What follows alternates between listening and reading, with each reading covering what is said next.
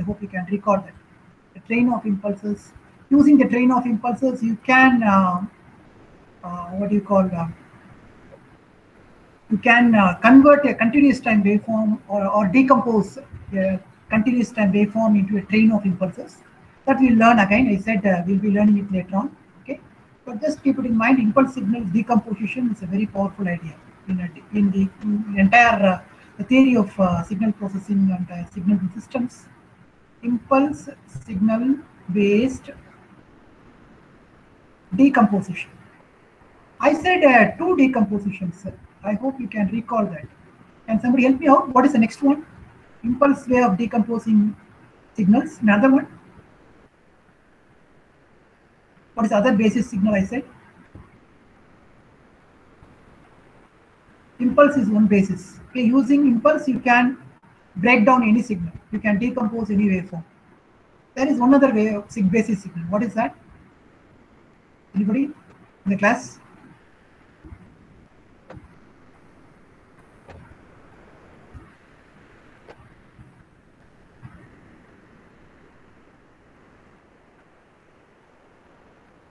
Anybody? What is the other basis signal? Unit step. Very good. Jagan has written. Unit step, okay. Sinusoidal is a key, okay. That Nitesh and Jagan has typed up. Okay, so sinusoidal signal is the other one I said. I hope you can recall that, okay. So that's what we learned, I think, in the last class. So we discussed also about unit step signals, okay, rectangular pulses, how you can represent a rectangular pulse like this as a combination of step signals. Okay, so Nitish has mentioned about time shifting, amplitude shifting, time scaling, and all. We'll be learning about that in a detailed manner by next week. Okay, time shifting, time scaling, and all. But right now we are simply trying to understand the basic building blocks. That's our objective. What is the basic building block signals? They are impulse, step. See, our focus in the last class is more like impulse, step, and then ramp, and then we also learned about something like triangular waveform, and we represented the triangular waveform using ramp. So that's what we learned in the last class. Okay, so you can represent this pulse waveform as a combination of two step signals like this. Okay, I hope you can recall that. So here is the idea.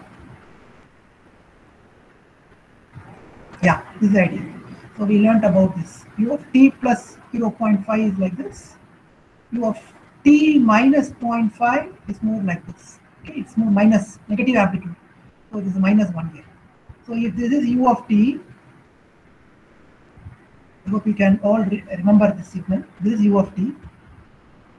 What is minus u of t? That's going to be like this. Okay, this is clear. So if this is u of t minus 0.5, t minus 0.5, right shift. Okay, so I'll be getting this signal at 0.5.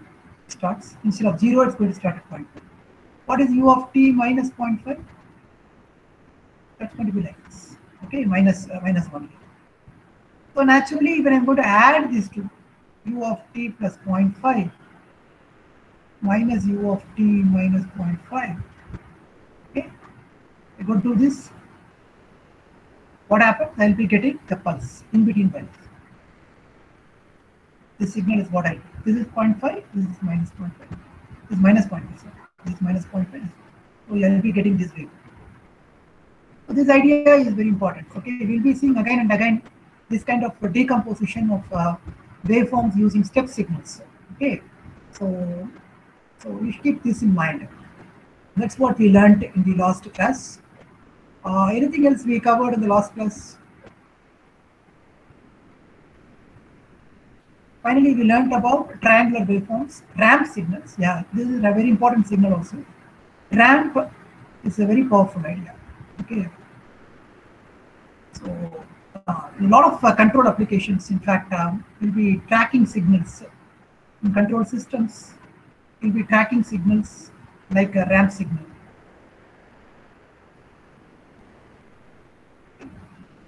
ramp plays a role. Okay, so you can see here g of t equal to t is a waveform. When I multiply with u of t, what do I get? I get this waveform. Okay, because the signal exists only from t greater than g equal to 0. So naturally, this waveform is. Okay. So you also learned ramp can be represented as an integration of step signals. So if I'm going to integrate till this point, this area will be getting. So it's gradually increasing. So I'll start here, then gradually area increases. So it's more like a ramp. Okay, so if this is t naught equal to 1, what is this area? This slope is 1. Okay, can you see it clearly? T naught equal to 1, I will be getting R of 1. T equal to 1. Okay, so that's what I will. So you can clearly see by integrating the step signals, even though I'm putting it from minus infinity to t, my step signal definition says that it's going to exist only when time t greater than equal to. Okay, so naturally the integration starts here only. This entire 0 point is 0. The integration starts at this point. So that we learned in the last class. Then step signal. So this is what important here is. See, look at this. We have t plus 1. When if I put only t, what is that signal? Can somebody help me? If I put only t, what is that signal? That's going to be a ramp signal. Okay. T plus 1 shifted ramp. You can clearly see that. Okay, but I'm defining it only between minus 1 to 0. So that's what this is. So this is ramp. If I'm going to left shift it, t plus 1, so I will be getting something like this. So, but I'm defining it between minus 1 to 0. And the other one, minus t plus 1. Bound minus t will look like this. Okay. So minus t is like this. This is a minus t signal. Now I'm going to shift it to the right again. This is plus 1 for minus 1. So naturally this is going to be a right shift. You have to understand one difference, key difference. We learn again about all this. This right shift and left shift comes through a little bit of intuitive thinking. Okay, the signal is t. When I add plus 1, I said it is left shift. When the signal is minus t, when I add plus 1, it's going to be a right shift, I said. A little confusing, but keep this in mind. When we take up more examples for the time shifting operations, when we are going to learn time shifting, at that time you will get more clarity. Okay, just right now, just accept minus t plus 1. Just intuitively try to imagine that. So RT of plus 1 is again this signal. Minus 2 RT, what is this 2 slope? It's negative slope with a 2. So naturally the slope is going to have a 2 value. So then R of t minus 1 is another shifted version of ramp. So this is R of t. R of t minus 1 may be like this. But now we are going down at the rate of one slope. Now at this point, what happens? These two are going to get added up. This one slope and another one slope in the up, the downward one is going, another one is going upward. So naturally, it's going to nullify and going to get this. Okay, is it clear? Every one of you can understand it comfortably. Okay, so anybody having difficulty in visualizing this?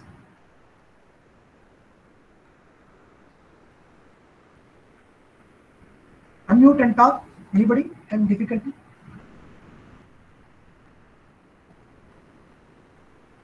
Okay, let us proceed.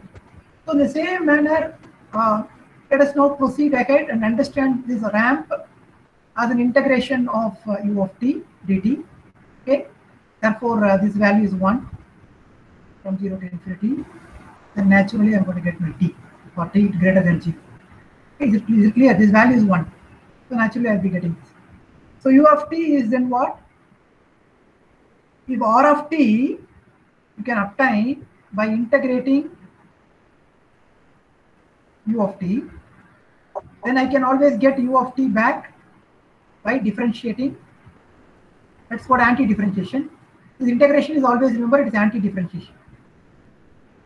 So naturally differentiating r of t, I'll get back this. So now look at the next signal. What is this signal? This signal you call it as the parabolic signal. So most of you would have learned parabola, okay, in the 12th standard. Now look at the expression t square by 2, okay, for time t greater than or equal to 0. Okay. So p of t is equal to, I'll be integrating the r of t. What do I get here? Can somebody help me out? T dt.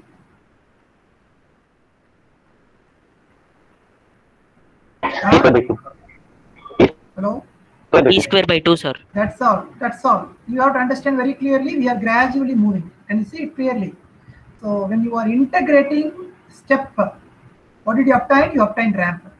When you are integrating ramp, you are obtaining parabolic. Okay, is it clear? So you can see the connections. So from impulse, then step, then ramp, then parabolic. Always you should not forget about these signals. They are all widely popular and they are called as test signals. In the systems domain, systems and control domain, signal processing domain, image processing domain, they call these kind of signals as standard test signals. Standard test signal. Okay, so now, so naturally then I can understand then R of t will be what? The derivative of the parabolic signal. Derivative of parabolic. Okay, comfortably we can visualize it. Anti-differentiation. That is a derivative. Derivative is of the parabolic signal can fetch you the corresponding ramp signal. Now we learned in the last class is one property. Let's try to work out one problem and then we'll proceed. I'll be sharing you few tutorial sessions also, videos, wherein I'll be solving some problems related to the concepts that we learned in the class. Okay, you can go through the tutorial videos leisurely during the weekend and get a, if you are having doubts in understanding the problems, go back to the conceptual classes, whatever we are discussing live. Live classes are all conceptual, okay, related concepts, and the related problems you have to go through videos, again, tutorial videos. Solve the problems.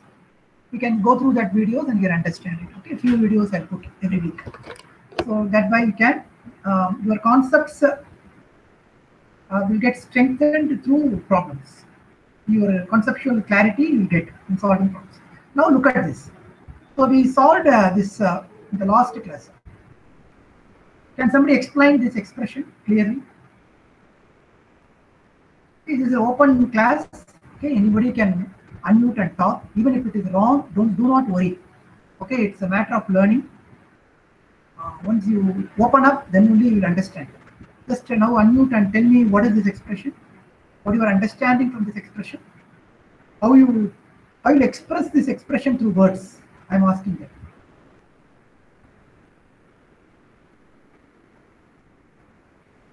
Anybody?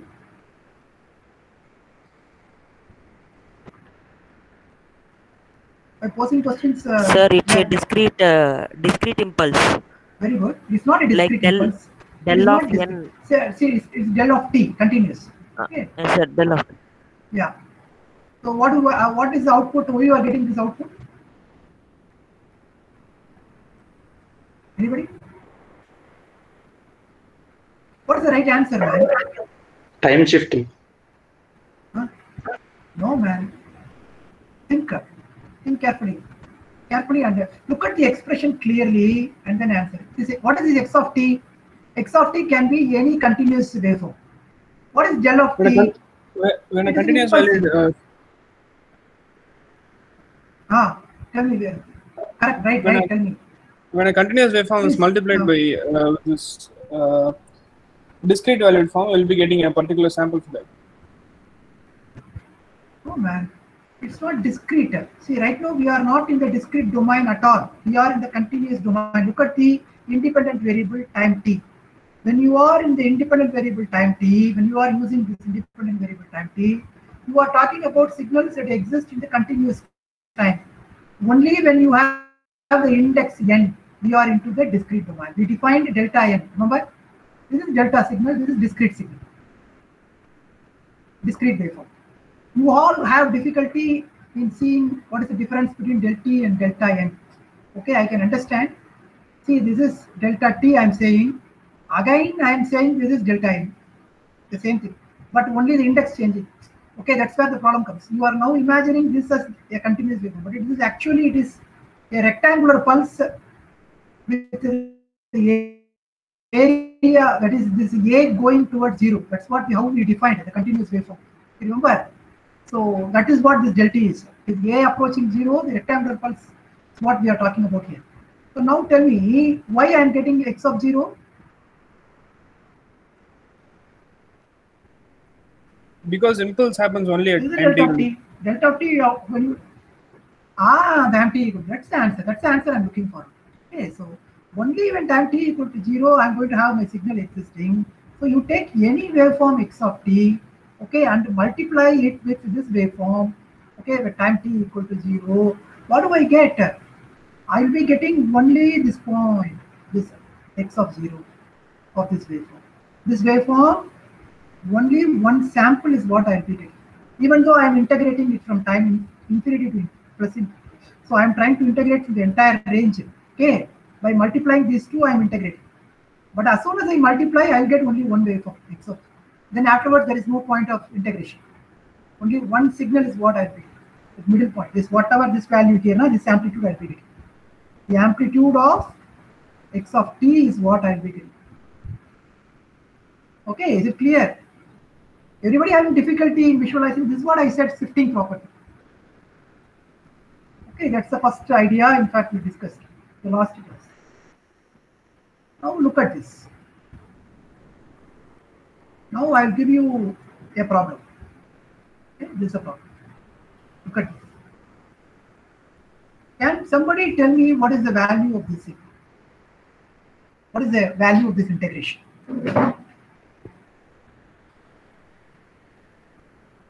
Sir, it seems to be quite difficult. This answer? I cannot tell the answer for this by integrating this complex function like this. You are giving and you are doing it. But if I tell you the answer, you will laugh.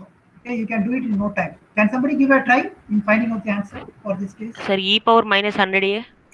That's very good, man. That's very simple. That's all. So simply what this guy is telling the right answer. Okay, so because the signal, when you are multiplying it with delta t minus 10, what in fact you are doing is, even though you have a very complex function like this, okay, you are trying to multiply it with an impulse which exists at the 10th instant. Okay, this is a time t. Okay, this is delta t minus 10. Okay, originally delta t is like this: t equal to 0, delta t. So only t equal to 0, I'll be getting the value of 1. This is delta t. Here what I did, I have taken a right shifter. So the signal, this 1 is got shifted to, at the instant 10, I got the value. I hope you can easily now visualize. Then only at this instant, this signal is going to get multiplied with this. So naturally, if I'm going to plug in the value, so 10 square is 100. That's all. It's going to be e power 100e. Easily you can visualize this waveform. Okay, whatever this you can, whatever for any constant value of a, you can compute this value, and that will be the solution for your integration. How many of you understood? You get this kind of problem in the examination. Okay, easily you can do it. Okay, anybody having difficulty? Now tell me what is the value of this?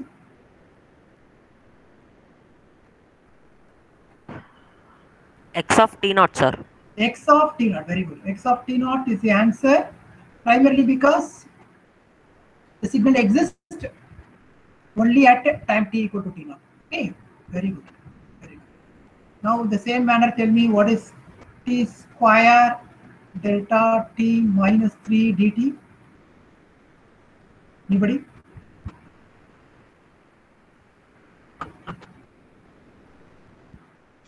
T square. 9 would be. That's all. T square would be mentioned. 9 only answer. 9 is the answer. Now what is delta t sine 2 pi t dt? Anybody? What's the answer for this?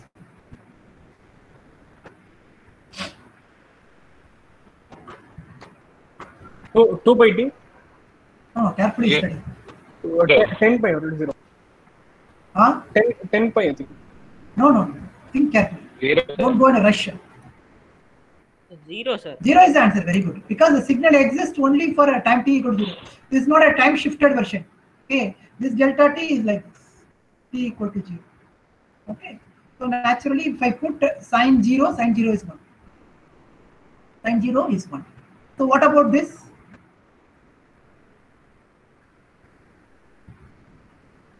Here it is. The signal is E power existing minus for 3. no, it is existing for -3. Okay, the signal exists. Therefore, if I put a -3 here, what do I get?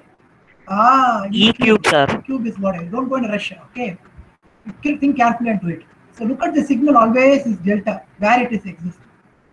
Either right shift or left shift. You have to carefully look at it. Whether it's a signal that comes earlier when you say. So here you are starting from -infinity and goes towards infinity. That's the time. Okay. So when we are going to put t plus 3, then the signal starts little earlier. That's the meaning. T plus 3. So therefore, it comes at instead of coming at 0, it's 3 units. It's coming earlier. Okay, that's the meaning of this. So when I say t minus 3, then it's coming 3 units later. It's delay. So t minus 3 is a delay and t plus 3 is advance. Always remember that. Advance means what? In the infinity, in the real line. Okay, you are starting from -infinity time, always. So we are now somewhere after 4 billion years of life. Okay, now we are in 2020. So when I'm talking about something little earlier, okay, not 2020 I want to say, and little bit you have to think the past.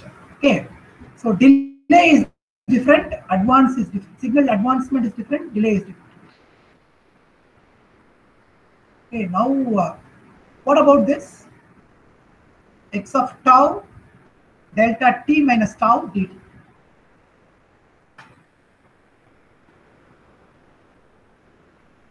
Can somebody tell me this?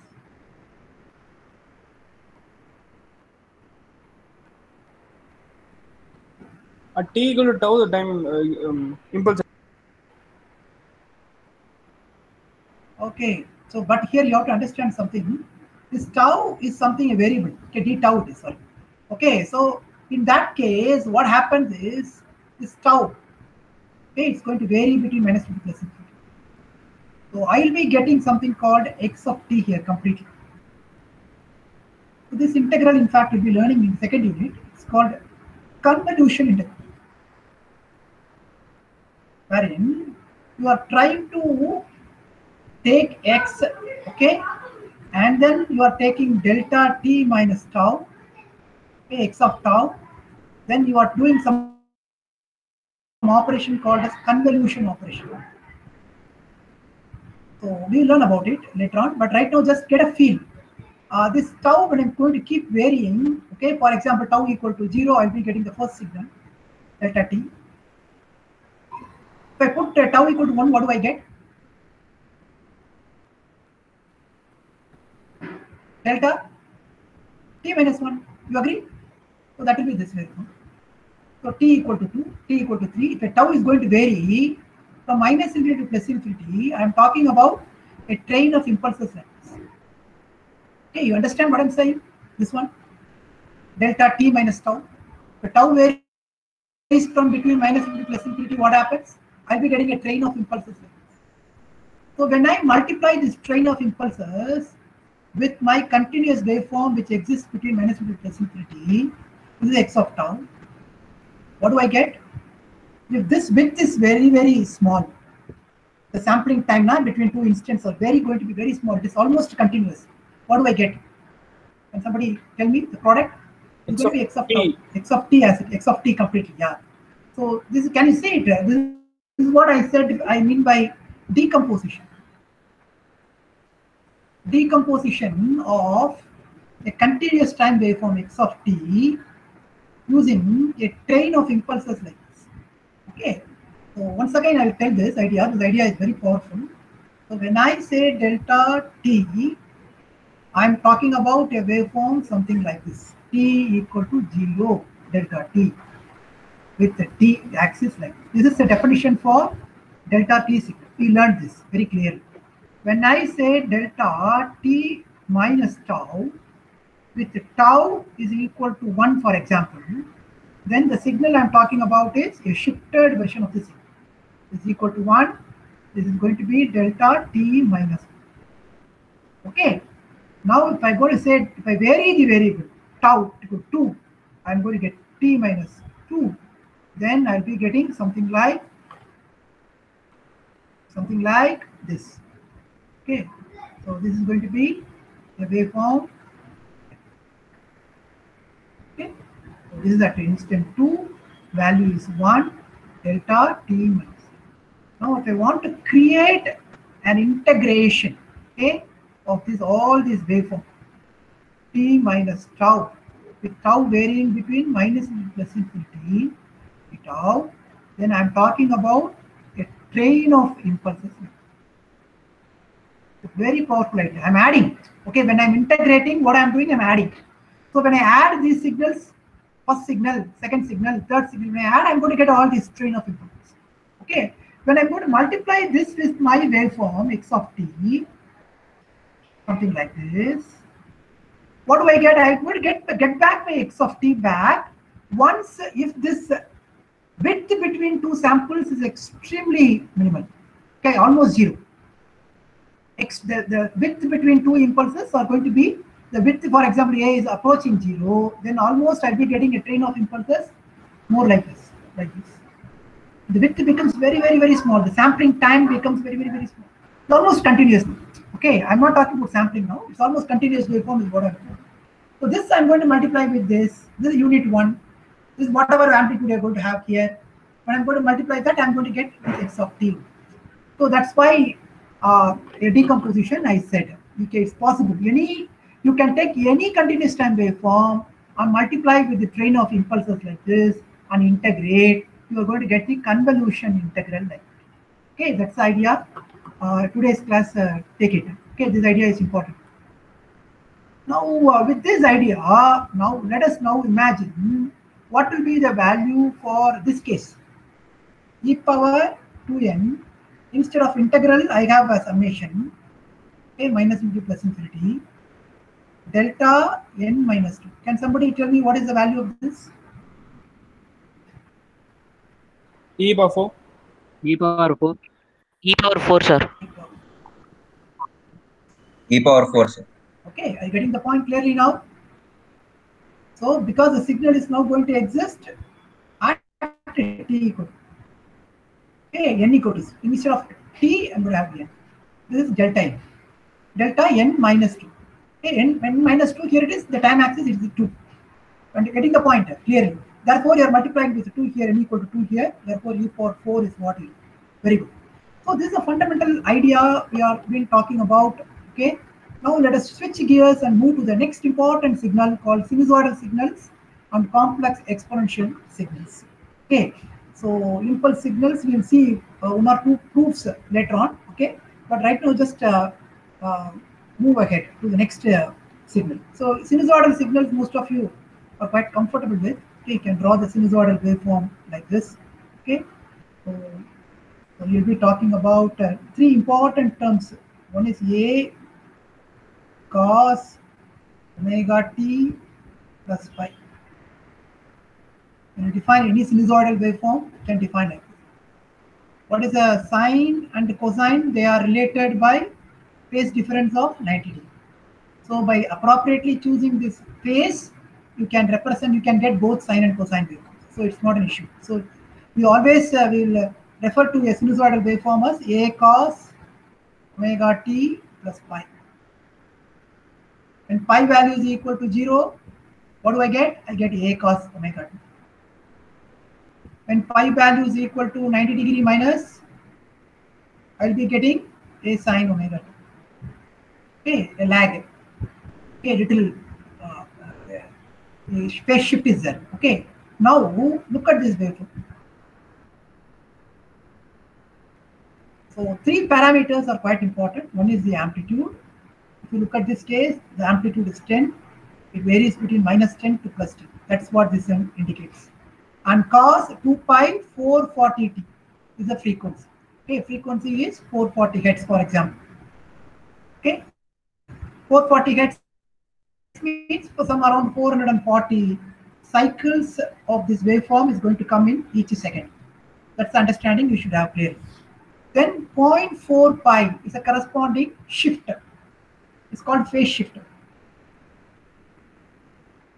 Instead of starting at a time t equal to 0, okay, if I'm going to have the waveform is going to start little late, okay, so in that case it's going to create you a kind of a phase shifter. So the corresponding time period of this waveform you can get by using 1 by f formula. Okay, time period is going to be 1 by f. It's going to be 1 by 440 in this case. The frequency is 440. I'll be getting 0.0027 seconds. It's almost like 2.2 seconds. This is milliseconds it's given. Okay, so this is milliseconds. If I put it in seconds, I'll be getting 0.00227. If it is milliseconds, it's going to 2.27. So somewhere around here. So can you see it clearly? 2.27 somewhere around here, this peak. So between two peaks, okay, between two peaks, this point to this point, I measure the time period, it's going to be 2.27 milliseconds. Okay, clearly you can see this is what time period is. So time period means what? The signal is going to repeat. Okay, again after this period, again it's going to be the replica. Okay, keep on, it's coming mimicking almost the same waveform will be getting back again and again. So you can define it the periodicity as x of t, okay, will be equal to x of t plus some capital T. Okay, this periodic property. Signal is periodic. Okay, so if the signal is going to come again after a time, some time t, 2.27 milliseconds, the same waveform is going to come back. That's why it's periodic. Okay, it's clear. Now, let us try to think about see some examples for sine and cosine waveforms and all. Most of you are quite comfortable with. Okay, it's varying frequency. See here, the frequency increases, you can see more number of cycles you'll be getting. The frequency is less number of cycles you'll be getting. Okay, so now I'll be talking about the waveform called as complex exponentials.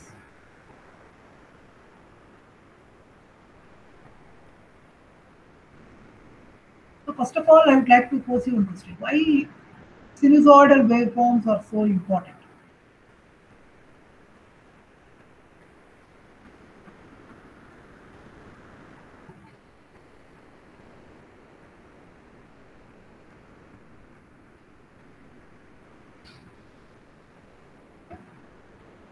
One thing is all periodic waveforms. Can somebody help me out? What is the Fourier series tells you?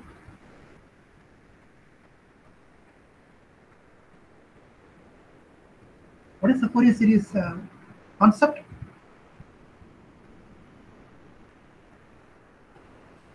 Anybody from this class? You might have learned about Fourier series by now, the first year.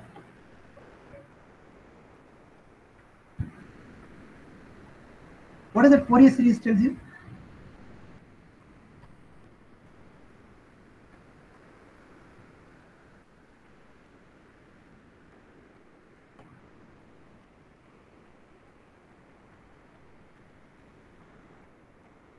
Panikumar? You are Panikumar. Gokul? Muradharan? Anybody from this class? What's the concept, Nitish, behind Fourier series? What did you learn? Fourier series. Any idea? Gayatri? Brinda? Akshaya? Anybody?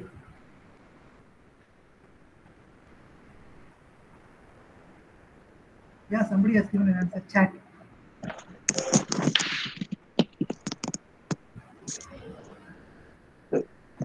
Yeah. So it's a way of representing the periodic. Oh, so you've not learnt about Fourier series so far? No, sir. Okay, then fine. No. Somebody have to open a mouth and tell, man. Only somebody like Who's that? Has replied. Dhanalakshmi has given the right answer. No, sir, we didn't learn it till now. It's the right answer. Okay, so that's all right. So look at this. This is a very powerful idea in signal systems. Okay, this semester, in fact, we'll be learning in mathematics also. So in mathematics, we'll be learning Fourier series, and here also we'll be learning Fourier series. Okay, so the idea is something like this. I have a periodic waveform, something like that. Okay, periodic. Just imagine. I'm finding it very difficult to draw the waveform here using this modern day tools. Let us imagine this periodic. So the question before you is, can I represent this periodic waveform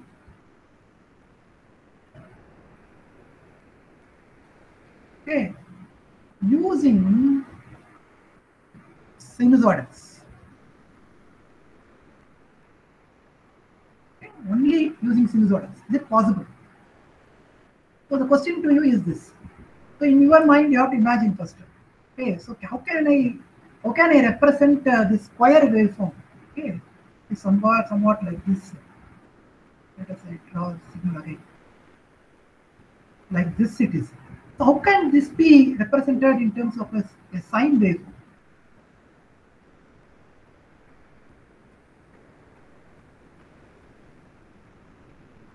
That's the question should come to your mind. Okay, how can I represent this like a sine wave? Using a If I time ask- the signal turns Yeah. from positive to negative. Satyanarayana, if I ask you a question, whether you will agree with this approximation of the square waveform? Square represented using sine. Whether you will agree both signals are same? No, sir. Limit goes up actually. No, sir. You will say definitely no, I will not agree with this. How can you say this square waveform can be represented by sine? It is not feasible. But what is the answer? Can you imagine now? Can you imagine now? How can I represent it? What can I do in order to represent this square waveform? What do I do? By varying amplitude, we can represent, sir. No, man. See here. So if So I the vary area should be the same. No. Area Yeah, that represented- area is important. That's right. But if I vary the amplitude, I'll be getting something like this. I'll be getting something like this. Okay, all these are not right representations. So I cannot decompose a continuous time square waveform with one sinusoidal signal. So that's the key. Then if it is not one, what I can do? I'll go for multiples. Okay, that's the key. Now what do? I'll be choosing the first waveform with the same period of the square wave. The same period means what? This frequency of this waveform and this waveform frequency both are one and same. Okay, so I'll be choosing this particular frequency as my first waveform. So this is a fundamental period, they call it. Can you recall now? Somewhere you might have heard of this fundamental period. Then what happens? I'll go for the harmonics or the multiples of this frequency. What will be the next signal? Immediately I'll be choosing the multiples of this frequency. So naturally this is going to be 1 cycles per second. I'll be choosing 2 cycles per second. This is 1 second, 1 cycle. 1 second, 2 cycles. Then I'll add one more, 3 cycles per second. Okay, first cycle, first waveform, second waveform, third waveform. This is the fundamental period. Okay, this is a base waveform, and I'm choosing the harmonics of it. And then what do? I will add all these waveforms. That's a very powerful idea. Okay, when I add these waveforms, okay, what I am trying to do here is more like this. I'll be choosing some A1, some cos omega, okay, not t plus phi 1 with the corresponding phase shift also. Then I'll be choosing something like A2 cos omega 2 omega plus some phi 3 omega 4 omega. So I keep adding this kind of waveforms. Okay. So when I add these waveforms, if I add 2 sinusoidal waveforms,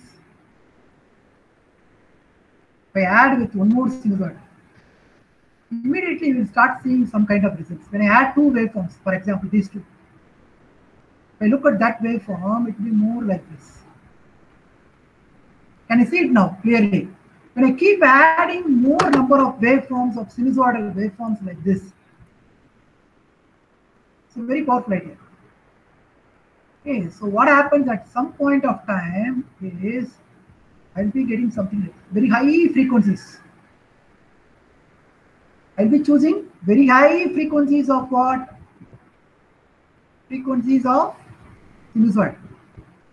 This 2 omega, 3 omega, 4 omega, 5 omega, 6 omega, 100 omega now. Very high frequency. You understand what I'm saying? So when I am going to choose such a kind of high frequency sinusoidal waveforms and I'm going to add all those, I'll be getting almost a square waveform like this, a representation. So this is what the idea in fact proposed by Fourier. Okay, during 1840s. Okay, he came up with this idea and he said any periodic waveform in the world, that's a very powerful statement, any periodic waveform. Any periodic waveform can be represented as sum of the sinusoidals with frequencies moving from the fundamental frequency to harmonics, higher harmonics. Fundamental frequency means it stems from the fundamental period. Okay, every time it's going to repeat that time. X of t is going to be equal to x of t plus t. See, but the key point is this is going to work out only for this periodic waveforms. Periodic waveforms. The Fourier series is going to work out only for that. But Fourier transformation is different. Fourier transform is different. We learn about all this. But right now, why I'm just putting some emphasis on the sinusoidal waveform. Why it is so important. Now, can you see clearly why I am putting this importance here? Primarily because you can take any periodic continuous waveform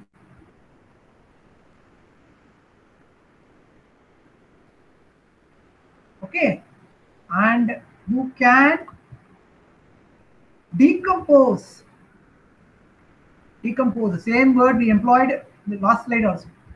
Decompose using sinusoidal computing.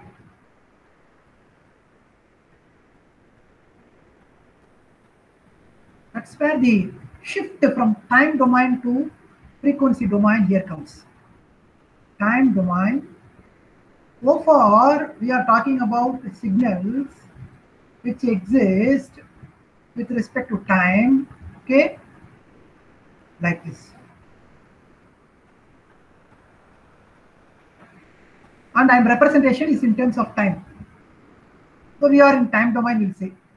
Now, immediately now what I am saying, I am now moving towards something like a domain called as an independent variable domain called as f, where f is what? Frequency. In that case, the same representation x of t, I can represent it as like x of f. Then what do I draw here? Can somebody help me out? What do I draw here? The frequency domain. This is frequency domain.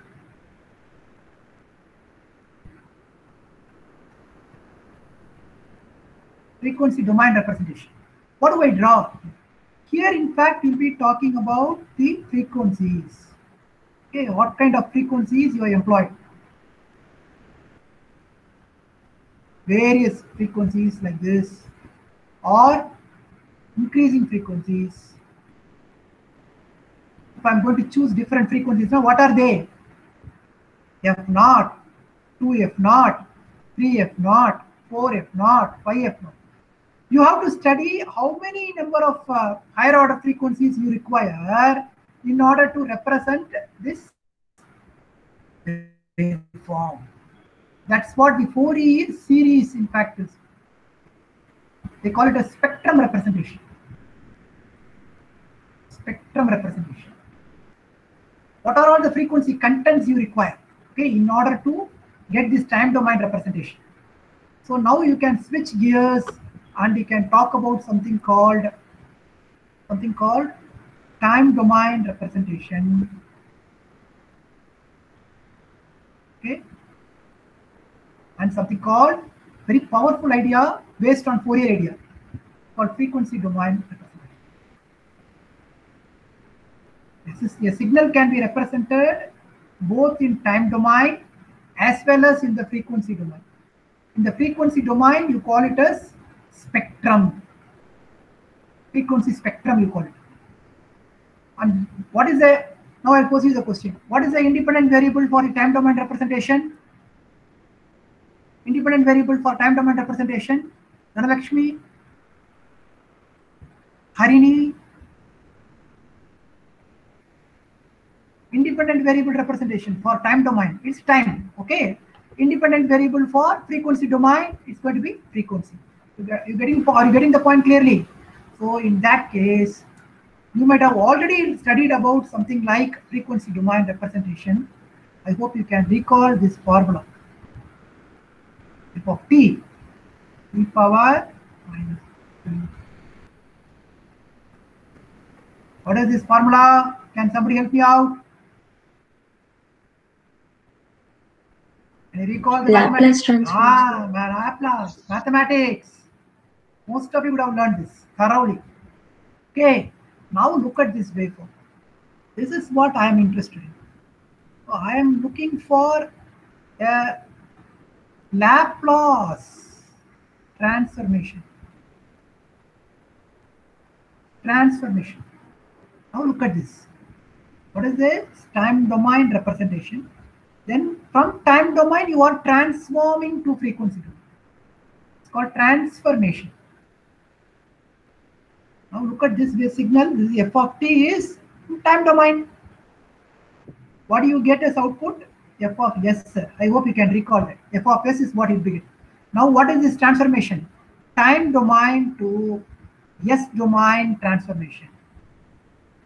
What is this e power minus st? That's the focus of today's class. This is a key point, takeaway point from this class. Okay, so this is what we are interested in. This f of e power minus st is in fact you are doing a frequency domain transformation of a signal.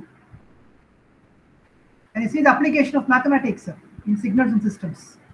Okay, so you have to appreciate the mathematics. That's why you have to see a lot of connections between the mathematics theory part that you learn and the corresponding engineering part. Okay, the application is essential. How you are going to apply the mathematical concepts. So this you might have learned in the last semester, but now you are applying it in signals and systems with e power minus st.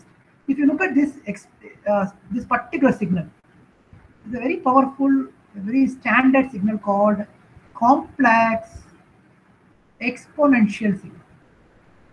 So that's the focus of today's class. Complex exponential signal. And within the complex exponential signal, we are going to get all kinds of signals. Okay, so let us take that one by one.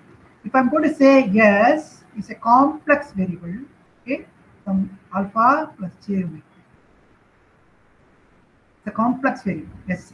Always remember that. Laplace is a complex variable, you know that.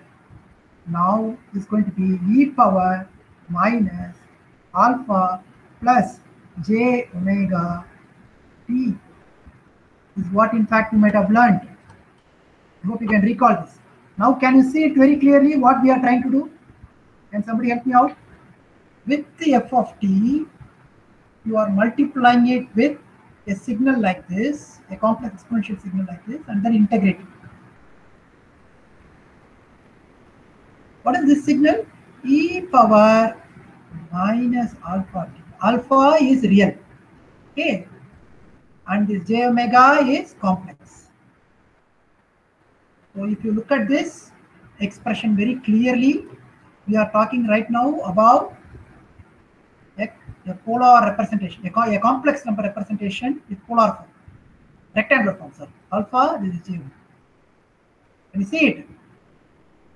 So naturally, we are talking about this alpha. and j omega. Okay, and we are trying to represent this e power minus st more like a vector. There is a real part to it, there is an imaginary part to it. Okay, so this is a real part, this is an imaginary part.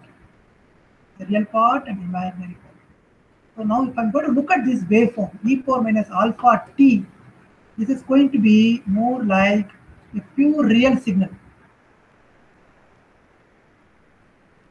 So in the S-plane, if you look at this is my S-plane. S-plane, I have alpha and j omega. Okay, this e power minus alpha t, this signal is going to be more kind of a real signal. Based on the alpha value, it's going to be an exponentially decaying waveform like this. And when you put t equal to 0, I should get 1 this point. But it's exponentially decaying. It can be like this, or when you are going to have an exponentially increasing waveform. So this is exponentially decaying e power minus alpha t. This is exponentially increasing e power alpha t. Okay, so increasing, decreasing. Based on the value of alpha only, that will be decided. Okay, if it is negative, if alpha is negative, it is decreasing. If alpha is positive, it is going to be increasing. So these two are the two real complex signals.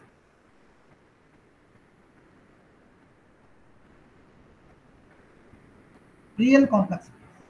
Two examples. Now, what about this waveform? The second one. If I'm going to split open this, and first example is this. What is the second signal? E power minus j omega. What is this signal? Can somebody help me out? What is this signal?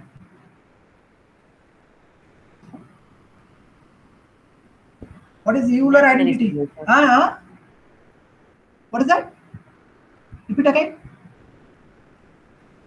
Pani Kumar. Imaginary signal, sir. It's an imaginary signal. Excellent. Okay, but if you look at this, carefully, this is a concept related to Euler identity. Okay, this Euler identity, what it states? Can you recall? E power j omega t, cos omega t plus j sin. We will learn about this in the next class. Okay, more about these ideas. But right now, just imagine we are now talking about the cosine waveform, the real part and the imaginary part. Okay, so naturally, I am talking about an exponential signal getting multiplied with what? A sine waveform. I'll pose you a question. When this e power minus j omega t, if it is going to be 0, what do I get? I'll be getting only real complex signals like this. Okay. But if I am going to have, in that case, my alpha is somewhere here, real line. You agree? When the alpha is in the real line, negative value, what do I get? E power minus alpha t. E for alpha t. If the alpha is negative, what do I get? I'm going to get decaying exponentially. When the alpha is positive, what do I get? I'll be getting increasing exponentially. You understand? When the value of alpha is located on the real line like this, when the value of alpha is going to have an imaginary part also, a complex conjugate. Okay, you understand? An imaginary part also. What do I get? What kind of waveform I'm talking about right now here? What is this waveform? It is nothing but a complex exponential multiplied with the sinusoidal waveform. So I will be getting something like, if it is a decaying exponential, I will be getting something like a decaying sinusoidal waveform like this. That is what this signal is. Can everybody see that signal clearly what I'm saying?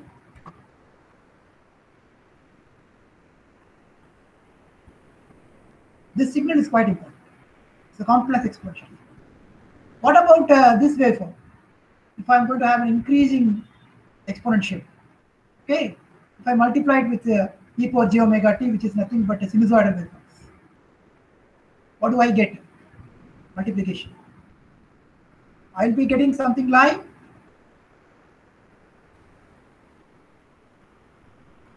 increasing exponential. Okay, increasing values. Okay, the exponential is increasing. Therefore, when I multiply these two signals, this is a real complex exponential e power alpha t. This is the imaginary part, e power j omega. Okay, j omega naught. So when you multiply these two, I'll be getting this kind of. So intuitively try to imagine this in your mind, what we are trying to do. So after taking this signal, where do you need to go in for a kind of a dot product? A with f of t e power minus st dt minus plus infinity. This I am calling it as f of s domain. Why? From time to s, why we are shifting? What is the reason behind it? Is there some advantages in it? Instead of looking at signal from time domain, if I look it from a Laplace domain or a frequency domain, is there some advantages? Okay, you have to study about all this, and we will discuss about it gradually in the next class. We will proceed in a gradual manner. Okay, but all these ideas mathematically involved, but you have to keep visualizing things from the right perspective. Okay, so any doubts so far? Yeah.